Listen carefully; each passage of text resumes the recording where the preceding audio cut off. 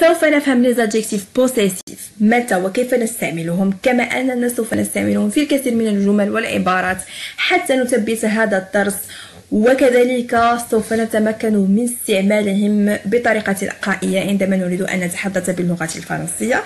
مرحبا بكم يا أصدقاء. إذن كما رأيتم في العنوان، درس اليوم هو عن les adjectifs possessifs أو صفات الملكية.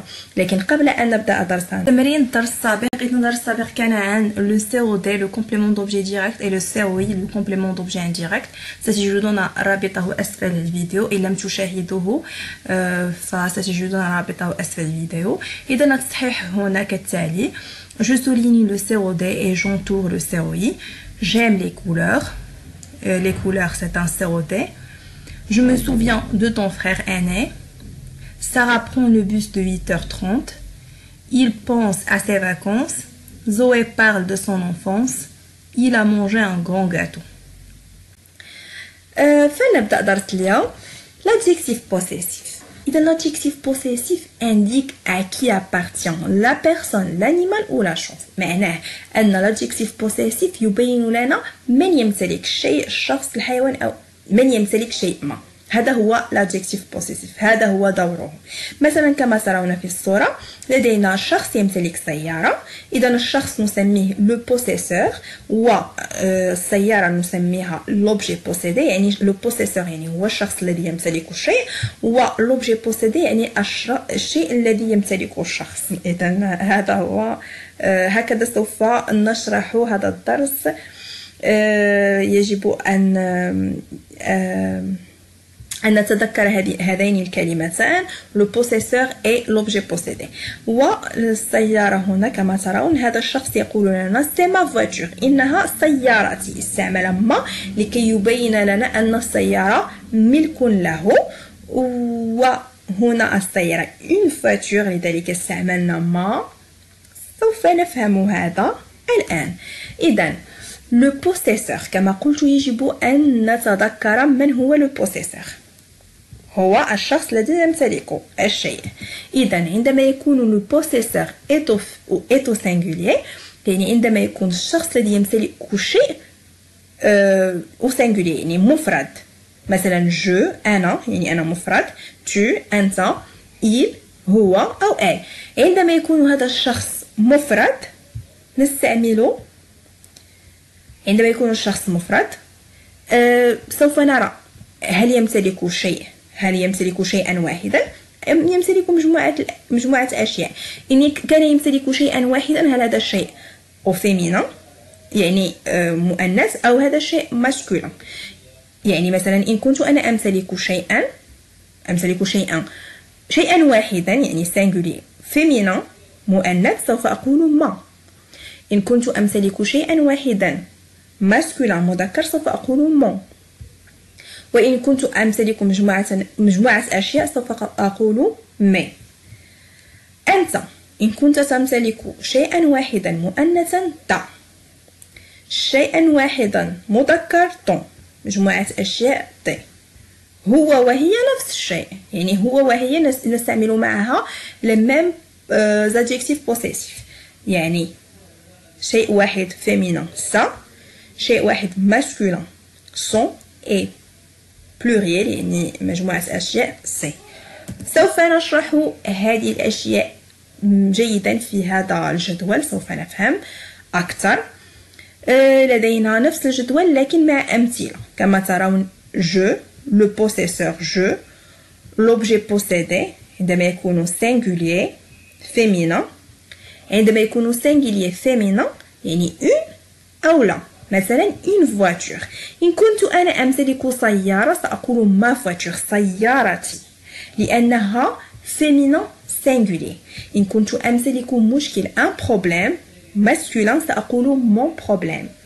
pluriel، إن كنت أمتلك مثلا مجموعة مفاتيح سوف أقول mes clés، مفاتيحي. tu ta voiture سيارتك، ton problème مشكلتك. هنا بالعربية نقول مشكلتك يعني مؤنث، ولكن في الفرنسية un problème مشكل يعني مذكر. يجب أن لا نخلط بين المذكر والمؤنث بين العربية والفرنسية، لأن لكل لغة خصائصها. et tes clés. إذن مفاتيحك. Il بالنسبة لي il sa voiture سيارته son problème مشكلته ses clés مفاتيحه. elle نفس الشيء sa voiture يعني سيارتها son problème مشكلتها ses clés مفاتيحها. إذن هذا هو الجزء الأول. عندما يكون le possesseur يعني المالك يمتلك، عندما يكون المالك مفرد، إن كان يمتلك شيئا واحدا نرى هذا الشيء مؤنث أو مذكر، وإن كان يمتلك مجموعة أشياء نستعمل les adjectifs possessifs suivants. إذا ننتقل إلى الجزء الثاني. le possesseur est au pluriel يعني أن المالك هو مجموعة أشخاص، يعني في الجمع مجموعة أشخاص، مثلا nous, vous, il, elle. nous نحن، vous أنتم، il avec s هم، elle avec s هن. دائما il avec s et elle avec s نستعمل معهم نفس les adjectifs possessifs. إذا بالنسبة لي nous عندما يكون le possesseur est au pluriel يعني لا نرى إن كان l'objet possédé مذكر أو مؤنث عندما يكون singulier. يعني عندما يمتلك شيء واحد لا مشكلة إن كان هذا الشيء مذكر أو مؤنث نستعمل نفس الشيء. يعني عندما يكون لدينا نحن نمتلك شيء واحد نقول notre يعني نحن نمتلك شيء واحد، وعندما نحن نمتلك مجموعة أشياء نقول no. عندما تكون أنتم تمتلكون شيء واحد c'est votre، وعندما أنتم تمتلكون مجموعة أشياء c'est vos. هم يمتلكون مجموعة أشياء c'est leur. وهم يمتلكون هم يمتلكون شيء واحد c'est leur، وهم يمتلكون مجموعة أشياء c'est leur avec s. هن يمتلكن شيء واحد c'est leur، وهن يمتلكن مجموعة أشياء c'est leur avec s. مثال أو أمثلة بالأحرى. إذن هنا nous une maison، نحن نمتلك une maison منزل هو féminin نقول notre maison منزلنا. نحن نمتلك un bureau نمتلك مكتب masculin نفس الشيء notre bureau، يعني لا فرق بين المذكر والمؤنث هنا في هذه الحالة، يعني notre maison notre bureau. أما إن كنا نمتلك مجموعة أشياء pluriel نحن نمتلك مجموعة مشاكل c'est nos problèmes. vous votre maison منزلكم votre bureau مكتبكم vos problèmes مشاكلكم. il et elle منزلهم أو منزلهن مكتبهم أو مكتبهن مشاكلهم أو مشاكلهن. إذن هذا الدرس جد سهل لكن يحتاج يعني الكثير من التطبيق. il faut pratiquer pour maîtriser cette leçon. إذن هنالك une petite remarque. ما تا سا تتذكرون ما تاسا ما تا سا. أنا أمتلك شيئا مؤنثا، أنت تمتلك شيئا مؤنثا، هو أو هي تمتلك شيئا مؤنثا. عندما هذه لدينا ما تاسا تصبح مون طون سون، يعني تصبح كأنني أمتلك شيئا مذكرا أو أنت تمتلك شيئا مذكرا أو هو يمتلك شيئا مذكرا. متى؟ devant les voyelles يعني عندما نجدهم قبل les voyelles. ما هي les voyelles؟ هي A الحروف التالية A E I O أو U أو H muet، يعني عندما نجد هذه ما تا سا أمام أحد هذه الحروف أو أمام H muet لا نكتب ما أو تا أو سا، نكتب مون طون سون. فلا نقول ما histoire رغم أن histoire c'est au féminin on dit une histoire. لا نقول ما histoire نقول mon histoire. لا نقول ta ami رغم أن ami avec E نقول ton ami pour des raisons phonétiques. يعني لا يمكنني أن أقول ta ami حتى تأتي في النطق صعبة. ولا نقول ta attitude، نقول une attitude، ولكن لا نقول ta attitude، نقول أو sa attitude، نقول son attitude، ton attitude، mon attitude. إذا هل هذا مفهوم؟ الآن سوف نأخذ بعض الجمل كي نثبت ما أخذناه. إذا أريد فقط أن أشير إلى شيء.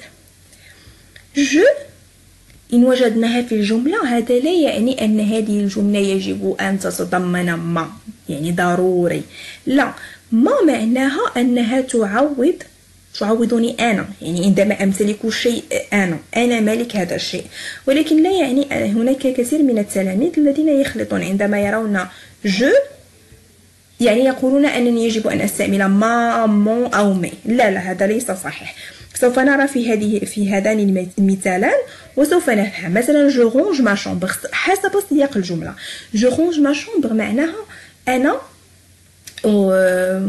أنظم غرفتي. je range يعني أرتب غرفتي ما غرفتي. ولكنني يمكنني أن أقول je range ta chambre، أنا أرتب غرفتك، يعني ليس ضروري ما.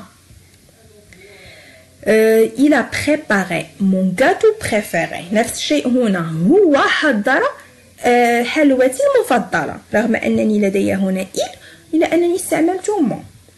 tu joues avec tes cousins، تلعب مع tes cousins. tes cousins يعني أبناء الخالة، أبناء العم، أبناء الخال، أبناء العم، يعني كل هؤلاء نسميهم cousins. ils préfèrent voyager avec leurs parents، يفضلون أن يسافروا مع آبائهم.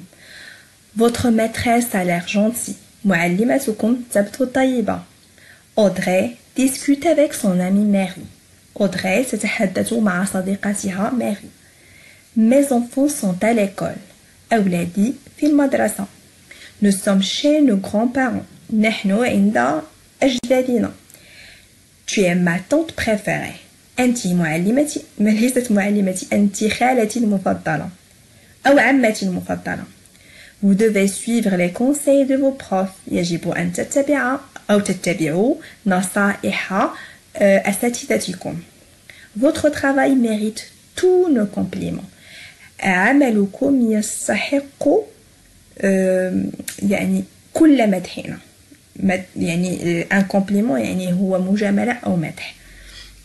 الآن سوف نفعل شيء، سوف تعيدون الجمل بعدي. vous allez répéter les phrases après moi، d'accord? alors je range ma chambre، je range ma chambre.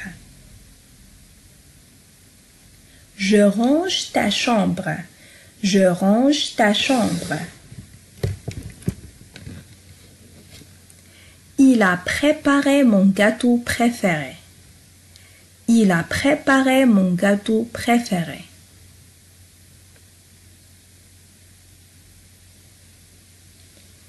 tu joues avec tes cousins، tu joues avec tes cousins.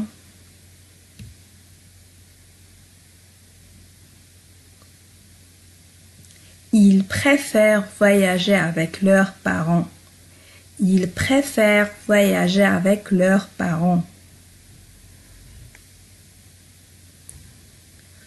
votre maîtresse a l'air gentille، votre maîtresse a l'air gentille.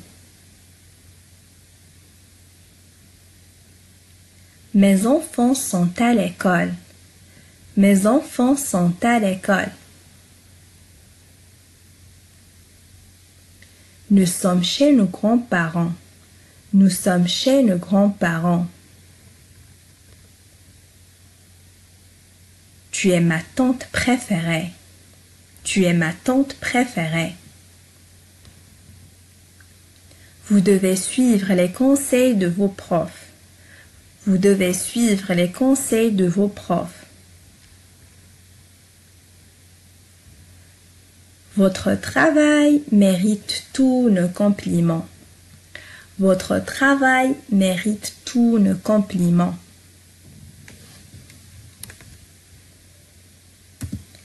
والآن التمرين. je complète avec un adjectif possessif. je nourris chat. ils vont rendre visite